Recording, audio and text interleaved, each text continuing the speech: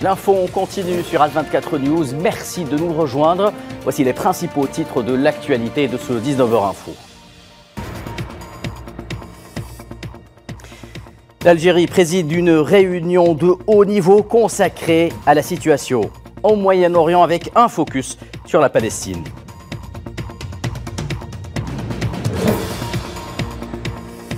Et malgré l'entrée en vigueur de l'accord de cessez-le-feu à Gaza, le nombre des victimes continue d'augmenter. 47 035 martyrs et 111 091 blessés au dernier pointage.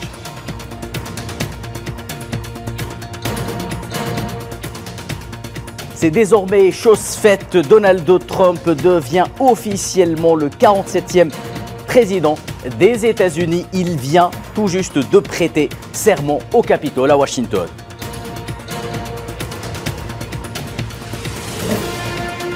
Et enfin aux Pays-Bas, nouvelle manifestation du Parti national Rifin, cette fois-ci pour commémorer le janvier noir de 1984.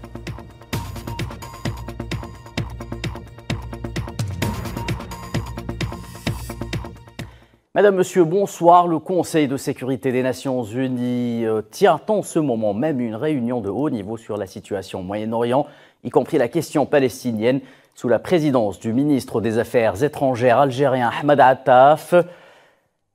Cette réunion convoquée par l'Algérie, qui préside le Conseil de sécurité tout au long du mois de janvier, coïncide avec l'entrée en vigueur du cessez-le-feu à Gaza dans le cadre de l'accord de trêve conclu dernièrement. Lors de sa prise de parole, Ahmed Attaf a déclaré que le cessez-le-feu restera fragile tant que la communauté internationale ne veillera pas au suivi scrupuleux quant au respect de l'ensemble des points négociés.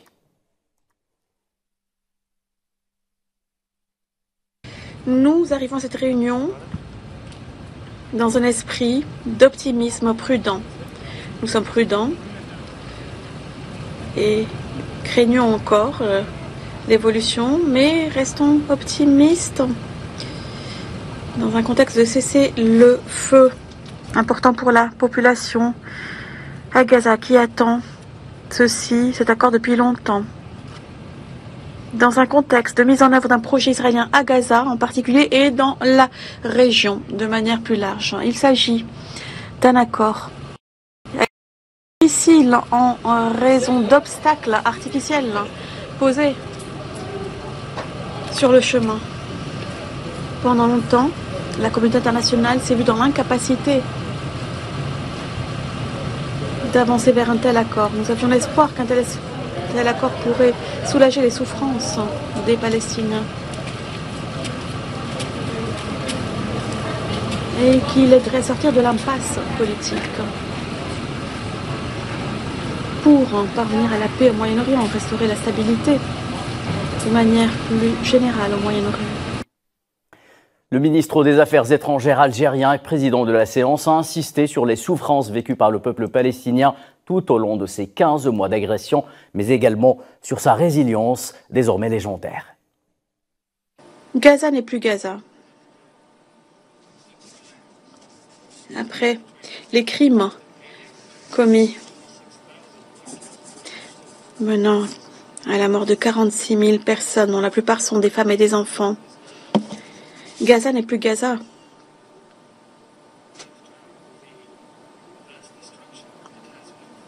Après la grande destruction qu'elle a subie, toute la zone, y compris des hôpitaux, des magasins, des écoles, des universités, y compris des mosquées où des abris ont été détruits. Gaza n'est plus Gaza. Après la destruction de ses ressources, de ses infrastructures, après l'élimination de ces planches de salut social et économique, après avoir appauvri la population de Gaza, après les avoir privés des besoins les plus fondamentaux nécessaires pour la vie, la dignité humaine et la survie.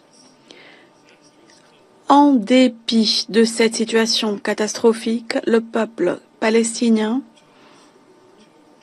a choisi de ressurgir de Gaza et dans tout le territoire palestinien occupé afin de célébrer le cessez-le-feu et affirmer au monde entier que l'oppression ne mettra pas en péril et ne changera pas la volonté du peuple palestinien. L'injustice n'affaiblira pas la résilience du peuple palestinien. De son côté, le secrétaire général des Nations Unies a insisté lors de son allocution sur les modalités de suivi de l'accord par le Conseil de sécurité. On l'écoute. Le feu doit se traduire par au moins 4 mesures simultanées sur le terrain. Premièrement, les entités des Nations Unies, y compris la colonne vertébrale de notre réponse humanitaire, l'UNRWA, doivent pouvoir s'acquitter de leurs fonctions sans obstacle. L'ONU doit bénéficier d'un accès rapide, sûr et sans entrave par tous les canaux et passages existants pour apporter alimentation, eau, médicaments, carburant, abris et différents matériaux de reconstruction pour rebâtir les infrastructures de Gaza, y compris dans le nord. Les autres organisations humanitaires, y compris les ONG locales et internationales et le secteur privé, doivent également bénéficier d'un accès sans entrave et sûr.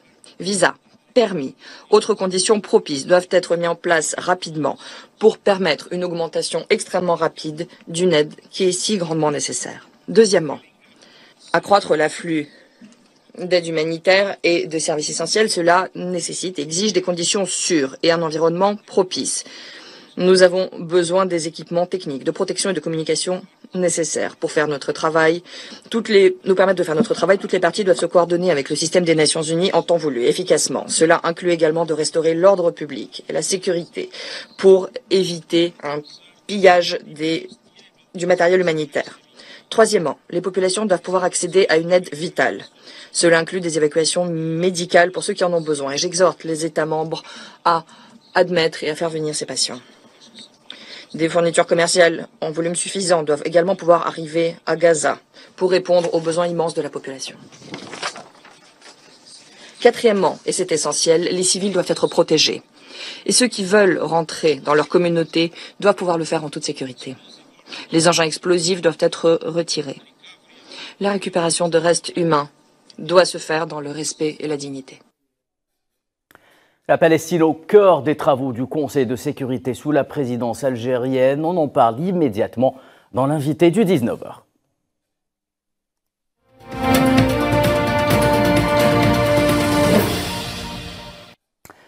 Pour revenir en long et en large sur la réunion du jour au Conseil de sécurité, mais aussi sur l'évolution de la situation Palestine occupée, j'ai le plaisir d'accueillir non pas un, mais 3 invités pour ce 19h. À commencer par vous, Allal Boutelja, vous êtes député algérien. Merci et bienvenue. Bonsoir Ferdine, à vous et à tous les téléspectateurs et merci pour cette invitation. Riyad Sidawi, expert en géopolitique et directeur du CARAPS, nous rejoint quant à lui depuis Genève. Bonsoir professeur et bienvenue. Bonsoir. Rima Hassan, députée franco-palestinienne, est également avec nous en direct depuis Paris. Bonsoir madame, merci d'avoir accepté notre invitation. Bonsoir, merci. On va commencer avec vous ce débat, Allal Boutelja. La Palestine au cœur du Conseil de sécurité, je le disais tantôt, avec cette réunion convoquée par l'Algérie. Elle coïncide justement avec l'entrée en vigueur du cessez-le-feu. Quel sera désormais le rôle du Conseil de sécurité si l'on veut que les souffrances du peuple palestinien à Gaza ne recommencent plus? Encore une fois, merci pour cette invitation. Pour ce qui est de la question palestinienne, comme on l'a bien suivi depuis une année déjà, depuis l'adhésion de l'Algérie au Conseil de sécurité en tant que membre non permanent, et depuis ce dernier 1er janvier 2025 où l'Algérie assure la présidence tournante du Conseil de sécurité, l'Algérie n'a pas cessé d'œuvrer et de militer pour cette question tellement importante et centrale pour la politique extérieure algérienne, pour le peuple algérien. Bien sûr, à l'occasion de cette réunion, un débat a été ouvert. L'Algérie a présidé ce débat de haut niveau du Conseil de sécurité, où il y avait la présence de Monsieur le secrétaire général des Nations Unies. Il y a aussi plusieurs chefs de diplomatie de pays tels importants dans la diplomatie mondiale. L'Algérie, encore une fois, a réitéré sa conviction que ce massacre doit cesser, que cette agression israélienne sur le peuple palestinien, sur le territoire palestinien doit cesser, et que ce cessez-le-feu qui vient d'être signé, qui est rentré en vigueur il y a 24 heures, doit représenter un point de départ et pas un point d'arrivée, parce que le point d'arrivée doit être l'accord des deux pays indépendants, côte à côte, avec un pays palestinien plein droit, ou un État palestinien plein droit sur Al-Quds Est. Et pour arriver à ça, il faut que tout le monde s'y mette, il faut que tous les pays du monde, les Nations Unies, y compris le Conseil de sécurité, qui est la pièce maîtresse dans cette approche. Il faut que le Conseil de sécurité met de son côté tous les moyens qui sont en sa possession pour mettre de l'ordre dans cette région du Moyen-Orient.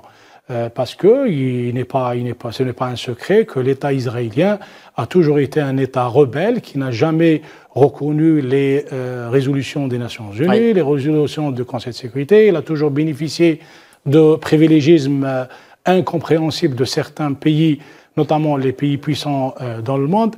Et si on est arrivé à 46 000 morts en 15 mois d'agression et de massacre sur le peuple palestinien, 47 000 aujourd'hui. 47 000, c'est parce que ce régime sioniste, ce régime fasciste a trouvé le pacifisme de beaucoup de pays dans le monde, y compris certains pays qui sont des membres permanents des Nations Unies, des Conseils de sécurité. Merci Allel Boutelja. Riyad Sidawi, l'on a compris aujourd'hui, la balle est dans le camp du Conseil de sécurité.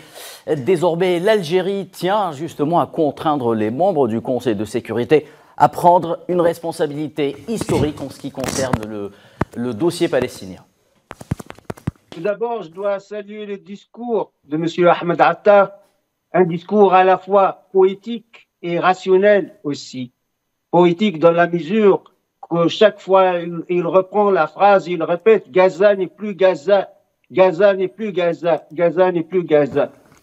Le discours en langue arabe, ça c'est vraiment poétique, la répétition c'est poétique dans la langue arabe, et rationnel aussi quand il parle de l'optimisme prudent. De l'optimisme prudent, si je traduis ça en termes politiques, ça veut dire on n'a pas confiance dans l'entité sioniste. On n'a pas confiance à ce que Benyamin Netanyahou et son équipe pourront faire dans le futur. Donc, nous sommes optimistes puisqu'il y a eu le cessez-le-feu, mais prudence, prudence et prudence. C'est pour cette raison que j'ai dit, c'est un discours aussi qui a rappelé les crimes de l'entité sioniste, les 46 000 victimes, martyrs palestiniens, plus que 100 000 blessés, à peu près environ 1000 mosquées, 3 églises, une église qui date de plus de 1000 ans qui ont été détruites. À peu près 90% des logements sont détruits à Gaza. C'est pour cette raison que M. Ahmed Attar, chaque fois, il dit « Gaza n'est plus Gaza, Gaza n'est plus Gaza ». Il tire la sonnette d'alarme. Évidemment, l'Algérie a joué un grand rôle au sein du Conseil de sécurité.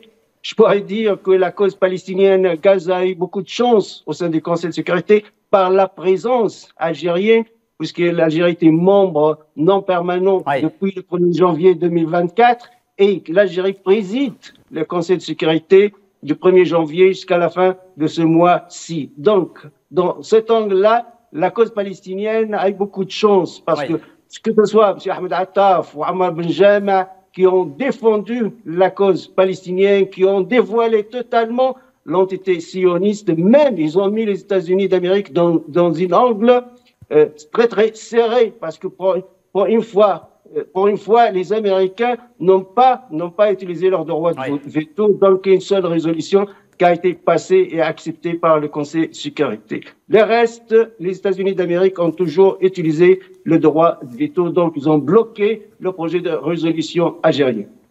Merci Riyad Sidawi. Rima Hassan, le ministre des Affaires étrangères algérien Ahmed Attaf le répétait, Gaza n'est plus Gaza. Que faut-il faire maintenant au niveau de la diplomatie au niveau de la communauté internationale pour que le génocide vécu tout au long de ces 15 mois par les Razaouis ne se reproduise plus?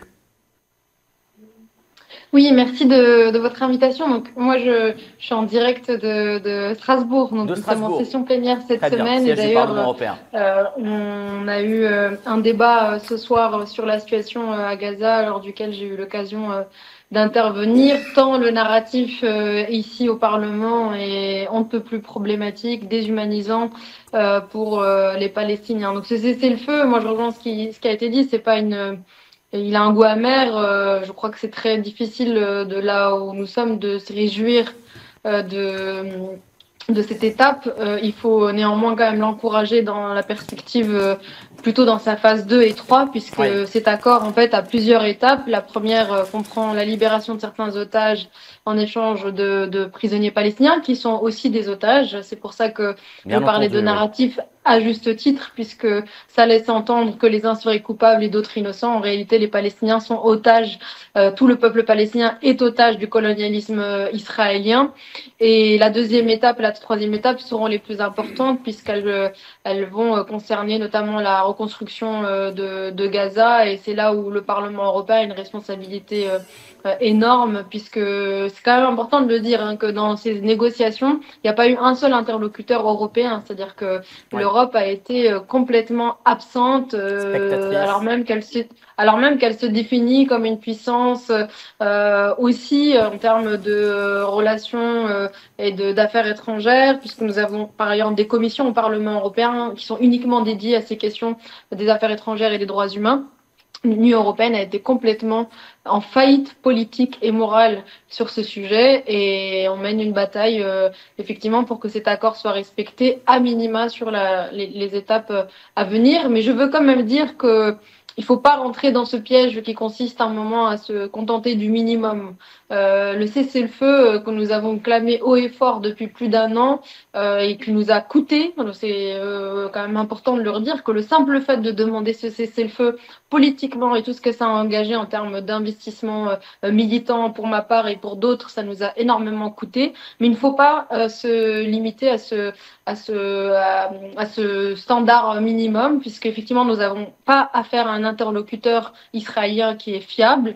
Nous avons affaire à un interlocuteur qui est un interlocuteur colonial, qui a imposé un rapport de force avec le Palestinien, qui ne va pas cesser avec ce cessez-le-feu, et qu'il faut aller au-delà, notamment en matière de perspectives politiques pour le peuple palestinien, en termes de libération, en termes de droit à l'autodétermination. Et je termine là-dessus. Moi, comme beaucoup d'organisations, j'ai sorti, si vous voulez, de mon discours politique la question des deux États. Le principe du droit à l'autodétermination, revient aux Palestiniens, notamment aux colonisés, de redéfinir la manière dont ils veulent vivre et embrasser cette libération, puisque la solution à des États n'inclut pas les réfugiés palestiniens. Donc, pour ma part, je suis réfugiée, descendante de la Nakba. La solution à des États n'inclut pas le droit au retour des 6 millions de réfugiés palestiniens. Une équation qu'il ne faut pas oublier et qu'il ne faut pas confisquer à cette revendication de l'autodétermination.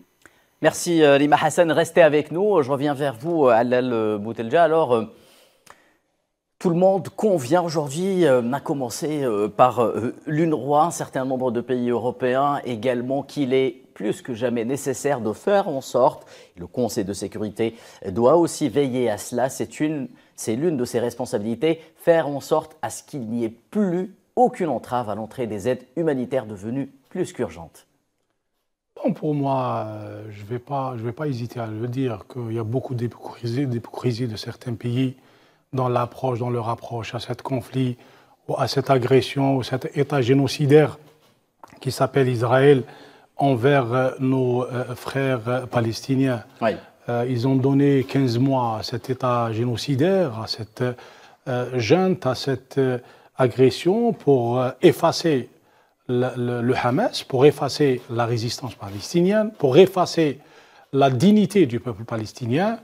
Là, ils sont devant une réalité qui est incontournable, qui est infranchissable. C'est une réalité que le peuple palestinien a gagnée, le peuple palestinien a démontré que c'est un peuple de droit qui est sur sa terre et qu'il la quittera jamais, quelle que soit la pression, quelle que soit l'agression, quels que soient les génocides. Au jour d'aujourd'hui, après cet accord, on entend des voix à gauche et à droite qu'on n'entendait pas depuis 15 mois, qui parlent d'aide humanitaire, qui parlent d'aide sociale, qui parlent d'aide alimentaire. Oui. Il fallait être là quand le génocide était là.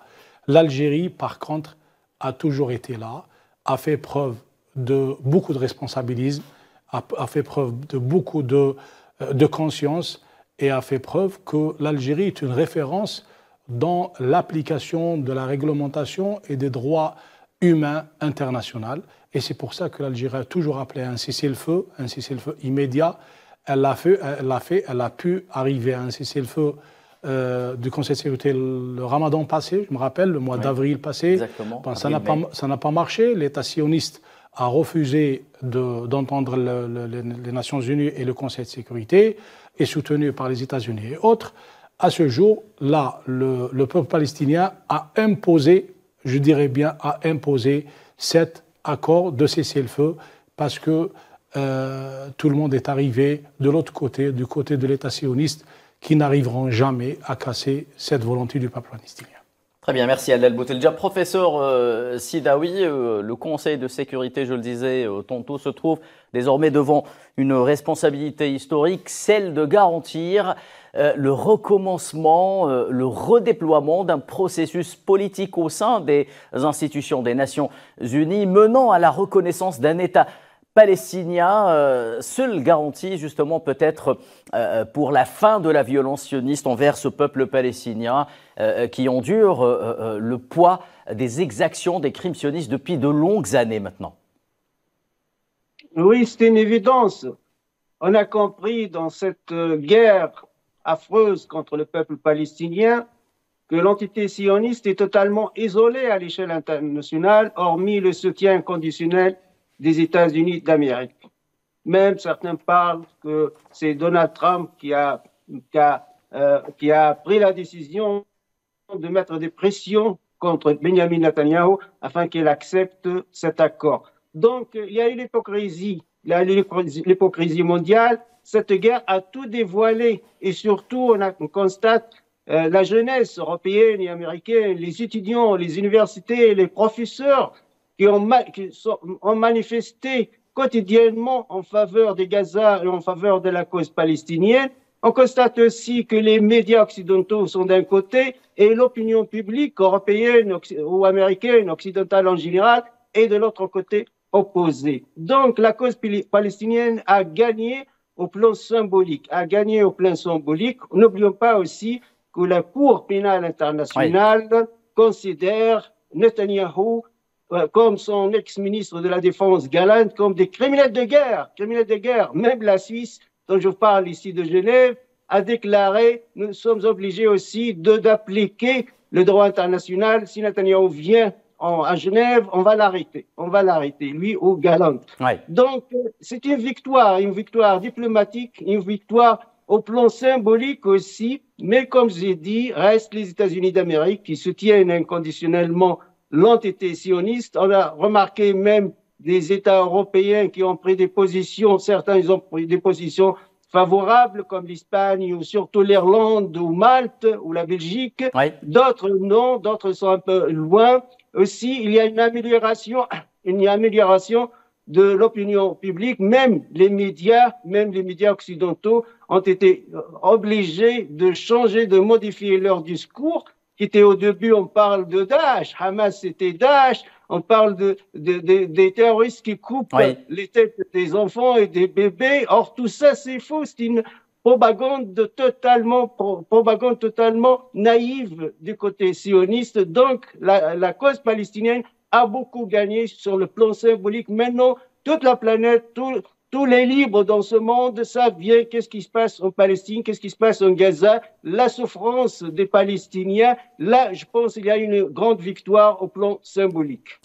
Merci, professeur Sidaoui. Lima Hassan, pour terminer très rapidement, si vous le voulez bien, diriez-vous aujourd'hui peut-être que la France pays, ou plutôt membre permanent des Nations, du Conseil de sécurité, pardon, doit absolument également, nous parlons de responsabilité, donc prendre sa responsabilité et reconnaître enfin un État palestinien de plein droit aux Nations Unies.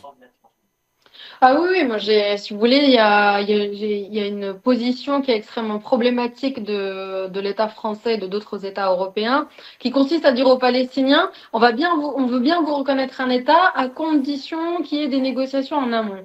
Je veux dire, c'est vraiment cette posture qui a donné lieu à ce que nous constatons aujourd'hui, à savoir une colonisation des territoires palestiniens.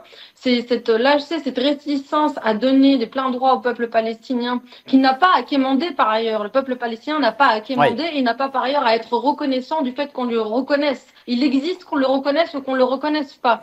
Mais effectivement, il y a une position de reconnaissance qui est urgente sur le plan des Nations Unies, de manière à permettre à ce peuple de pouvoir se constituer au rang de toutes les autres nations. Et la France est en retard par rapport à d'autres États européens qui ont été cités, dont l'Espagne et d'autres, qui ont effectivement qui ont passé cette étape-là pendant le courant ce génocide, ne serait-ce que symboliquement pour dire qu'ils se tenaient aux côtés du peuple palestinien et de son droit à l'autodétermination et de pouvoir se constituer et s'organiser en État. Donc c'est la bataille que nous menons au Parlement européen, de pousser effectivement ces États et dirigeants européens à avancer sur la perspective politique. Merci à vous, Rima Hassan. Je rappelle que vous êtes eurodéputé, membre du Parti français La France Insoumise. Merci à vous, Alal Boutelja. Je rappelle que vous êtes député algérien. Merci à vous également, Riyad Sidawi, géopolitologue et directeur de l'Institut Caraps, d'avoir répondu à nos questions. Sans transition aucune, malgré justement l'entrée en vigueur de l'accord de cessez-le-feu, le bilan des victimes palestiniennes ne cesse de s'alourdir, comme un symbole de toute la barbarie des agressions sionistes contre le peuple palestinien de Gaza. Un bilan qui a atteint ce lundi 20 janvier les 47 035 martyrs et 111 091 blessés, et ce après que les corps de 122 martyrs et 341 blessés sont arrivés au niveau des hôpitaux de Gaza au cours des dernières 24 heures. Rappelons par ailleurs que pas moins de 11 600 corps de martyrs palestiniens se trouvent toujours coincés sous les décombres.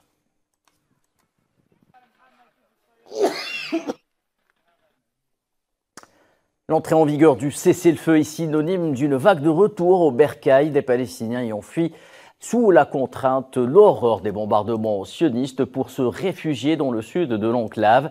L'ampleur des dégâts est telle qu'il est aujourd'hui difficile pour eux de retrouver leur vie d'avant. Amal Zitouni. Pour la première fois depuis plus de 15 mois, des centaines de milliers de Palestiniens déplacés de force rebroussent chemin pour rentrer chez eux. Après l'entrée en vigueur du cessez-le-feu aux premières heures du dimanche 19 janvier. Malgré leur soulagement, beaucoup ont le cœur serré. Ils ne trouvent en effet que des tas de décombres et des dégâts considérables. J'ai trouvé la maison complètement détruite et inhabitable. Nous n'avons pas d'autre endroit où aller. Alors je vais devoir monter une tente sur les décombres de ma maison et y vivre, même s'il n'y a ni électricité ni aucun autre moyen de subsistance. La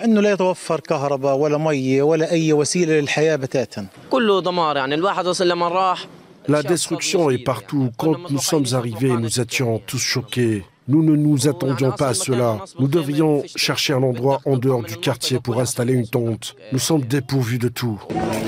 Ayat Abdrabou, une déplacée palestinienne en compagnie de ses 9 enfants, avait passé une nuit presque tranquille pour la première fois depuis plus de 15 mois. C'était la première nuit que nous avons passée sans le bruit des drones, ni celui de l'artillerie, ni celui des ambulances. Nos enfants ont dormi sans aucune crainte. Gaza est face à une énorme crise humanitaire. Le génocide sioniste du 7 octobre 2023 l'a dépourvu de tout. Ses habitants sont confrontés à des conditions insoutenables. Tous les secteurs vitaux sont paralysés. Comme le prévoit l'accord, des dizaines de camions transportant de l'aide humanitaire et du carburant sont entrés dimanche dans la bande de Gaza via le passage de Rafah. Une aide infime dont les Palestiniens en ont cruellement besoin et qui devra s'accentuer durant les prochains jours afin de soulager un tant soit peu une population héroïque mais très affaiblie.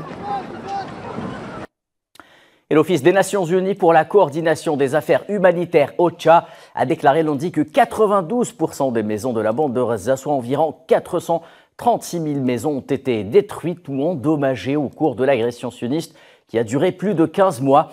Dans un communiqué relayé par l'agence de presse Wafa, l'OCHA a ajouté qu'en sus des destructions d'occupation sioniste a poussé à 90% les Gazaouis à se déplacer. La même source a noté que dans le secteur de la santé, le défi est aussi énorme dès lors que la plupart des structures de santé dans l'enclave palestinienne sont soit totalement détruites ou endommagées. Et les habitants de Gaza soulagés de voir se déployer dans l'enclave palestinienne les éléments de la police du Hamas qui effectuent des patrouilles de sécurisation, comme le montrent les images que vous voyez s'afficher à l'écran.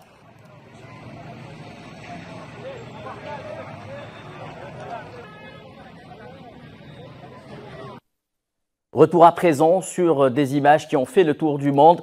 L'échange des premiers prisonniers entre le Hamas et l'entité sioniste a eu lieu hier. Contrairement aux 3 prisonniers sionistes relâchés côté palestinien, les visages empruntés des 90 prisonniers palestiniens libérés sont le miroir du calvaire vécu dans les geôles de l'entité sioniste. Souila Kilal.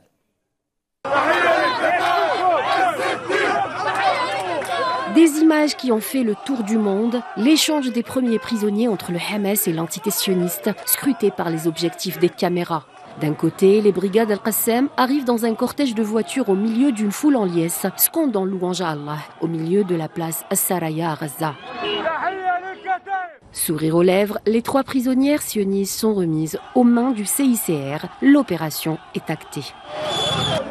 Arrive alors en soirée le moment tant attendu de la libération des premiers 90 détenus palestiniens, un moment de communion et de soulagement que les Palestiniens ont voulu célébrer à l'unisson dès l'apparition des bus sortis de la prison d'Ofer en Cisjordanie occupée, où les détenus palestiniens ont été transférés avant leur libération. Retrouvailles avec les proches, premières accolades, larmes, l'émotion était au rendez-vous.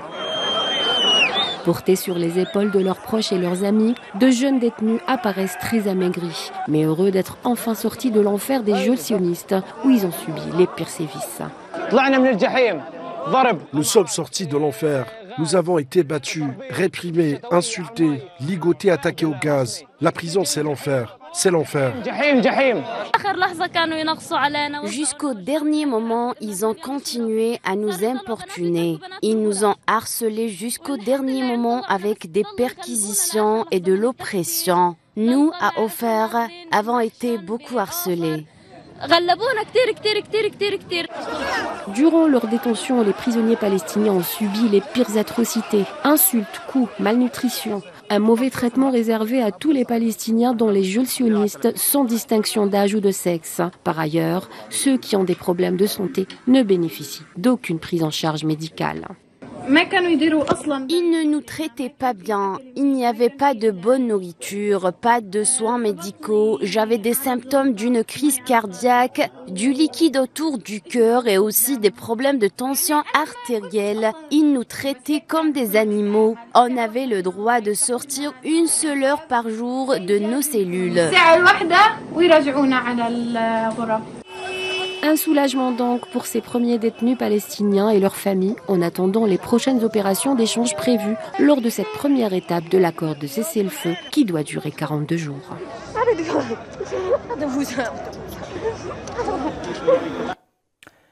La Chine n'a pas manqué de réagir à l'entrée en vigueur du cessez-le-feu à Gaza. Pékin espère justement que cette trêve pourra mener à la fin totale des hostilités dans la bande de Gaza. Je vous propose d'écouter la déclaration de la porte-parole de la diplomatie chinoise.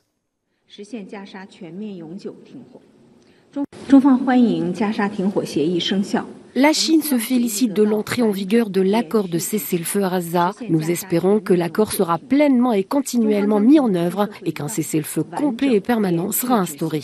La Chine continuera à travailler avec la communauté internationale pour promouvoir la paix et la stabilité au Moyen-Orient. Allez, sans transition aucune, l'autre dossier phare de ce 19h, c'est désormais chose faite. Donald Trump devient officiellement le 47e président des États-Unis à la suite de la cérémonie d'investiture qui vient tout juste d'avoir lieu à Washington, à l'intérieur du Capitole. Comme ses prédécesseurs, Trump a prêté serment avant de prononcer son discours d'investiture. Au cours des 8 dernières années, j'ai été mis à l'épreuve et mis au défi plus que n'importe quel autre président de notre histoire. J'ai beaucoup appris en cours de route. Le chemin pour reconquérir notre République n'a pas été facile, je peux vous le dire. Ceux qui souhaitent mettre un terme à notre cause ont essayé de me priver de ma liberté et même de me tuer. Il y a quelques mois à peine, dans un magnifique champ de Pennsylvanie, une balle d'assassin m'a transpercé l'oreille. Mais j'ai senti alors, et je le crois encore plus aujourd'hui, que ma vie a été sauvée pour une raison. J'ai été sauvée par Dieu pour rendre à l'Amérique sa grandeur. Coutumier des déclarations au choc, le désormais ex-nouveau président des États-Unis parle d'âge d'or de l'Amérique. The golden age of America begins right now. L'âge d'or de l'Amérique commence maintenant. À partir de ce jour, notre pays va prospérer et être à nouveau respecté dans le monde entier. Nous serons l'envie de toutes les nations et nous ne laisserons plus exploiter. Chaque jour de l'administration Trump, je ferai tout simplement passer l'Amérique en premier. Notre souveraineté sera reconquise, notre sécurité sera restaurée, la balance de la justice sera rééquilibrée, la militarisation vicieuse, violente et injuste du ministère de la Justice et de notre gouvernement prendra fin et notre priorité absolue sera de créer une nation fière, prospère et libre. L'Amérique sera bientôt plus grande, plus forte et bien plus exceptionnelle que jamais. Le président russe Vladimir Poutine a tenu à féliciter son homologue américain avant même la cérémonie d'investiture. Moscou salue les déclarations de Trump disant faire tout son possible pour empêcher une troisième guerre mondiale.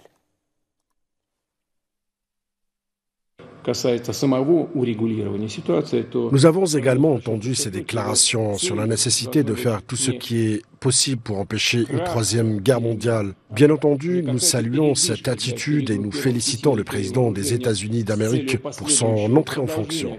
Je tiens à souligner que nous n'avons jamais refusé le dialogue et que nous avons toujours été prêts à maintenir des relations harmonieuses, coopération avec n'importe quelle administration américaine, je l'ai dit à de nombreuses reprises. Donald Trump a promis d'agir très rapidement dès sa prise de fonction sur un ensemble de dossiers à caractère national et international. Quelles seront justement ses premières décisions? Élément de réponse avec Alain Boisis.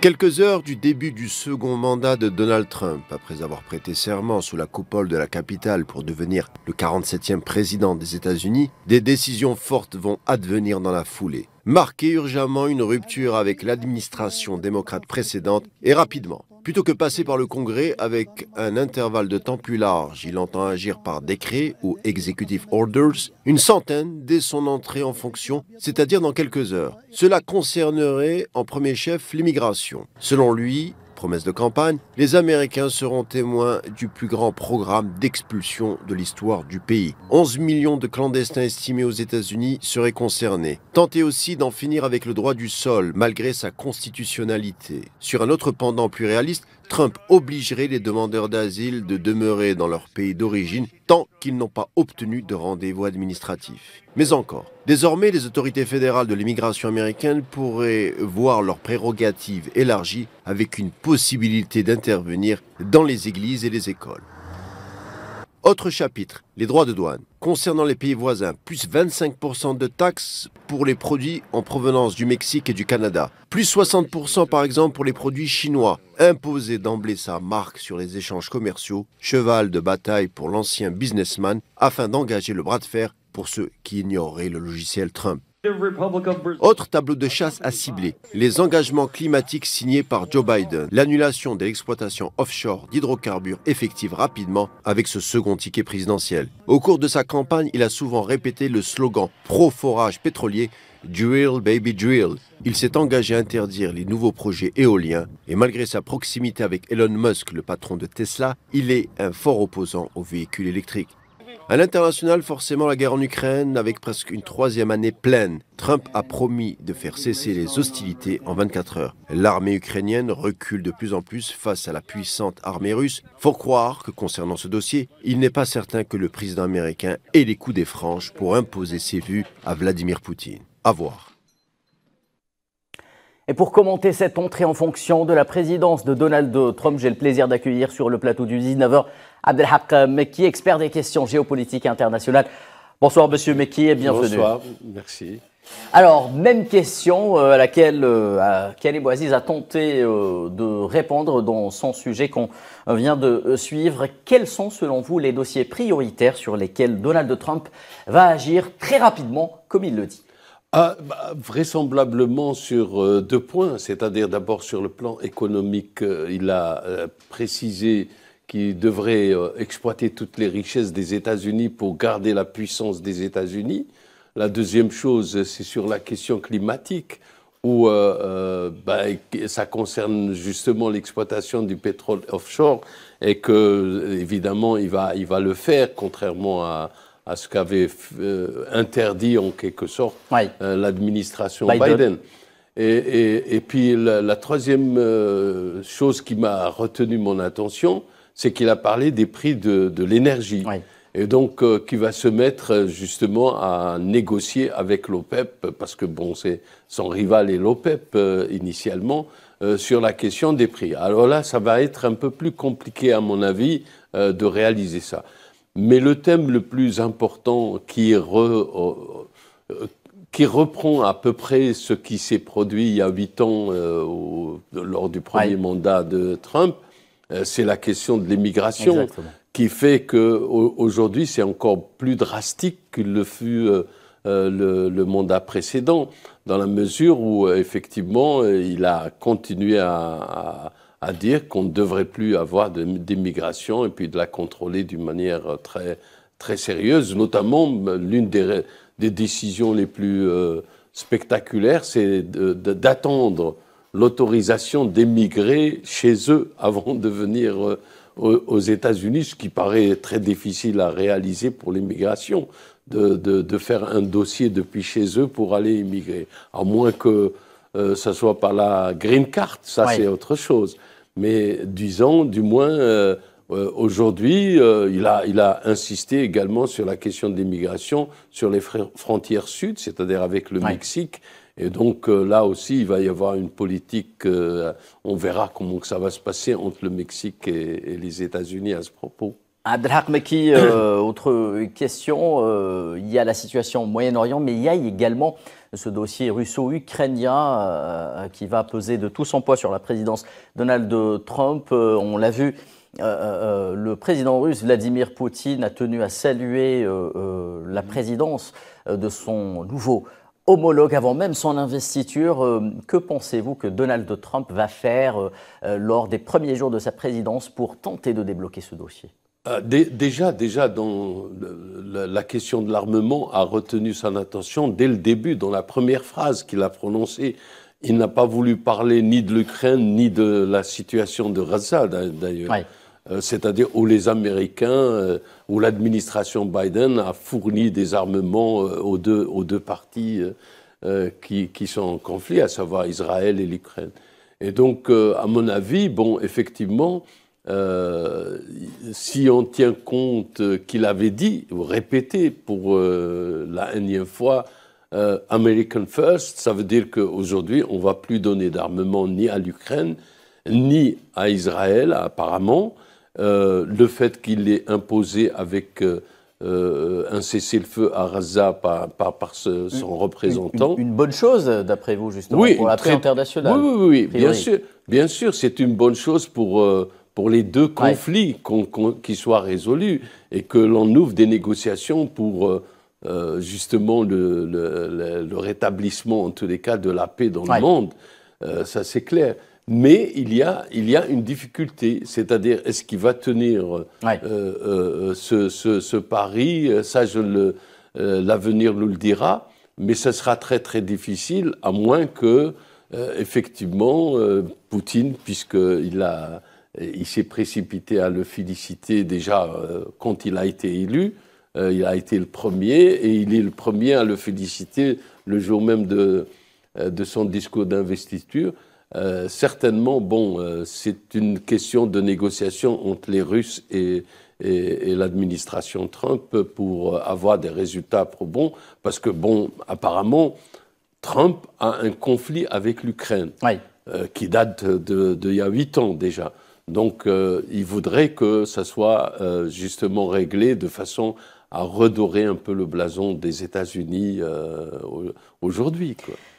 Et il aura très exactement 3 ans et 355 jours désormais pour joindre les actes à la parole. Merci Abdelhak Mekki pour cet éclairage.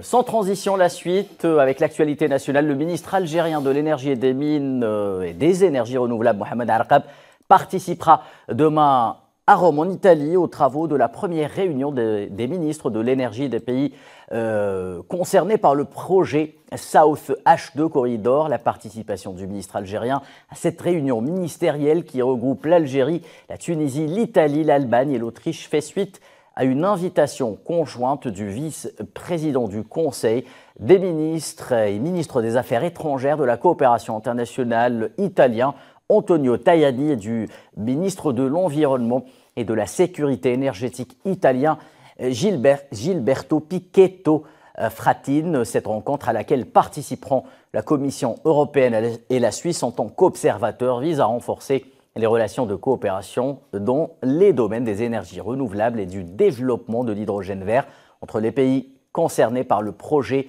du South H2 Corridor, qui constitue un pilier dans la stratégie des pays concernés en vue de réaliser la transition énergétique et de soutenir la transition vers une économie verte et durable.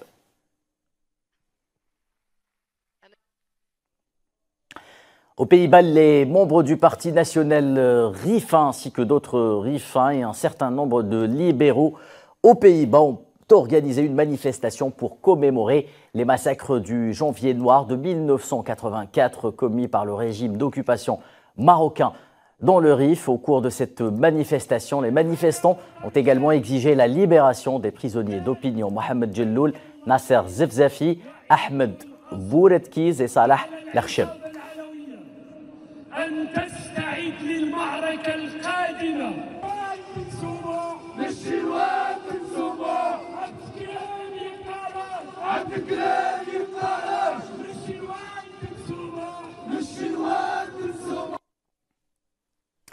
Et avant de clore cette édition, zoom sur les assises nationales du cinéma algérien, rendez-vous important censé contribuer au renouveau de l'industrie cinématographique algérienne. Elles ont lieu les 19 et 20 janvier courant. Je vous propose de suivre ce sujet.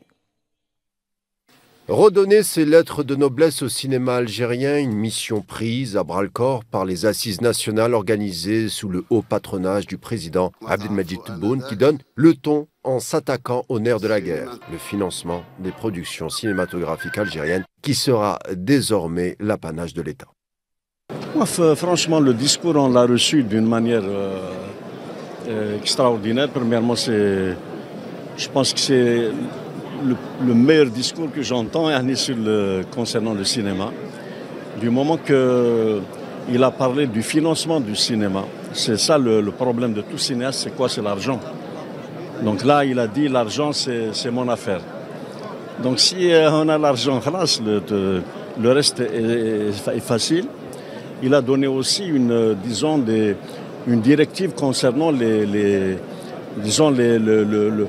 contenus de nos films. C'est-à-dire qu'ils ne vont pas à l'encontre de notre culture ou là, de notre mœurs algérienne. Donc voilà les deux grands axes. Et puis le troisième axe, je pense que son discours est une feuille de route, disons, pour les travaux qui vont avoir lieu le 19 et le 20 janvier. Et on va sortir avec des propositions, Inch'Allah, concrètes, qui vont aller dans le sens positif pour le cinéma algérien, Inch'Allah. Et j'étais très surprise par la générosité du président, par la présence et par la clarté de ses propos.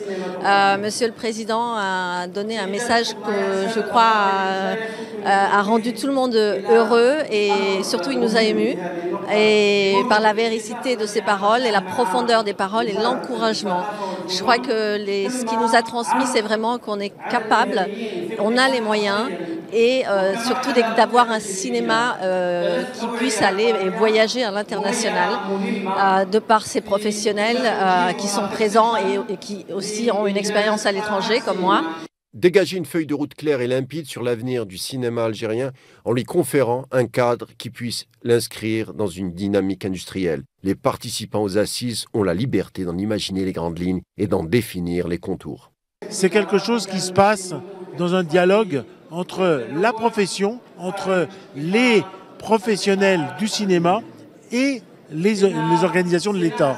Et c'est très important que le président de la République lui-même donne la direction et dise maintenant vous pouvez réfléchir, on est derrière vous, on libérera les moyens, et il l'a dit avec clarté, donnez libre cours à votre réflexion sur les moyens de développer le cinéma algérien. C'est très important aujourd'hui que ce discours ait été tenu et que cette perspective de relance soit donnée à ce secteur.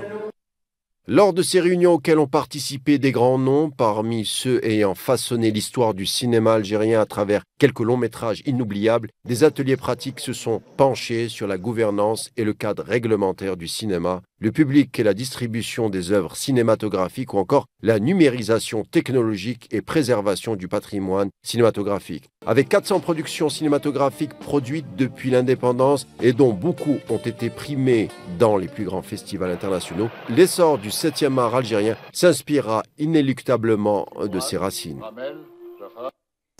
C'est la fin de ce 19h. L'actualité continue sur Al24 News. Excellente soirée.